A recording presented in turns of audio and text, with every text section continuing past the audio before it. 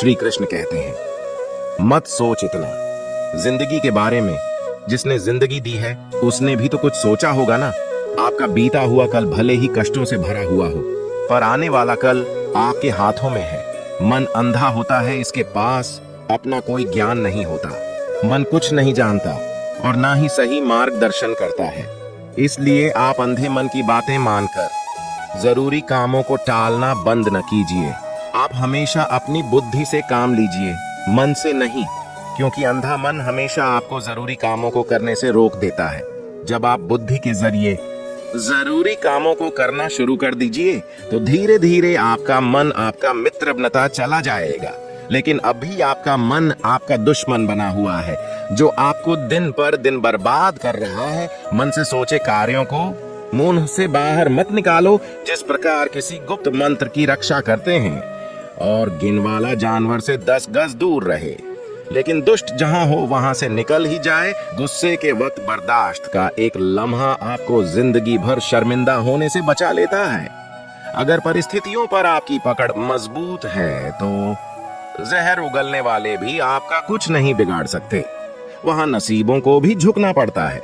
किसी ने पूछा गुस्सा क्या है, तो उत्तर मिला किसी दूसरे की गलती की सज खुद को देना।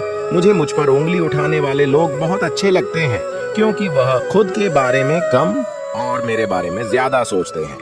ऊंची उड़ान भरने वाले पक्षी भी घमंड नहीं करते, क्योंकि वह भी जानते हैं कि आसमान में बैठने की जगह नहीं होती।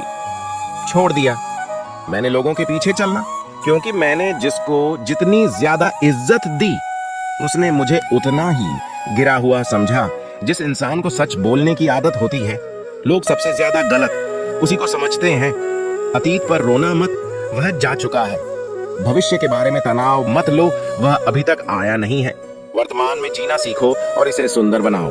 कभी कभी लोग इसलिए भी जलने लग जाते हैं कि आपकी सच्ची बातें उन्हें कड़वी लगती हैं। रिश्ते की शुरुआत करने में ना जानने में कितनी ही रातें निकल जाती हैं, जबकि खत्म करने में केवल एक शब्द निकलता है और हर चीज खत्म हो जाती है। प्रशंसा चेहरे की नहीं, चरित्र की होनी चाहिए, क्योंकि अच्छा चेहरा बनाने में कुछ पल ही लगते हैं, लेकिन अच्छा चरित्र बनाने में पूरा जीवन। लोग कहते हैं कि जब कोई अपना दूर चला जाता है तो बड़ी तकलीफ होती है, पर ज्यादा तकलीफ तो तब होती है जब कोई अपना पास होकर भी दूरियां बना ले। इतिहास कहता है कि कल सुख था, विज्ञान कहता है कि कल सुख होगा, लेकिन धर्म कहता है कि अगर मन अच्छा और दिल सच्चा हो तो हर दिन सुख होगा। चिंता करने से आने वाली परेशानी दूर हो या ना हो, लेकिन अभी का सुकून जरूर चला जाता है। फलों से सीखें जो नमक लगने पर स्वाद बढ़ा देते हैं। एक इंसान है जो मीठा खाने के बाद भी जहर उगलता है। कुछ रिश्ते भगवान खराब करते हैं ताकि आपकी जिंदगी खराब ना हो। जरूरत के मुताबिक जिंदगी जियो, ख्वाहिशों के मुताबिक नहीं, क्योंकि जरूरत तो फकीर की भी पूरी हो जाती है और ख्वाहिशें बादशाहों की भी अधूरी रह जाती हैं। मेरा अस्तित्व ही मुझसे शिकायत करता है कई बार कि तू जितना खुश दिखता है उतना रहता क्यों नहीं।